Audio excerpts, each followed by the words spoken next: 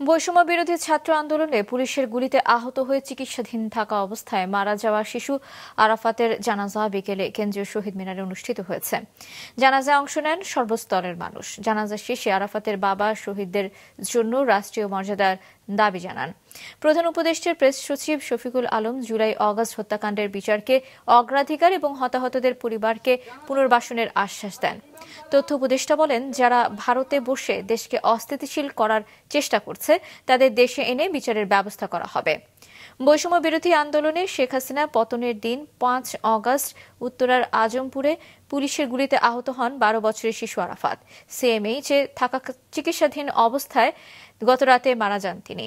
আন্দোলনে আরাফাতের বাবা এবং স্বজনরাও অংশ নিয়েছিলেন। আমরা যেন আমার এক শহীদ পরিবারকে অন্তত এটুকু বলতে পারি যে যেই খুনিরা আমার ভাইদের কিভাবে শহীদ করেছে সেই খুনিদের বিচারে বাংলার মাটিতে হয়েছে।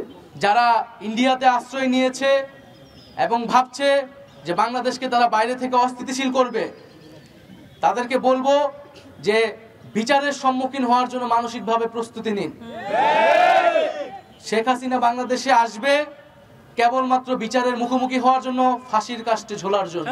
এই প্রত্যেকটা খুনের বিচার হবে। ৪ বছরের ছেলেকে মেরেছে, ১২ বছরের আরাফাত মেরেছে, সে ৫টার সময় ওইখানে আসছে, সেখানে গুলি করে তোরা পূর্ব থানার থেকে গুলি করে তাকে মেরে ফেলেছে।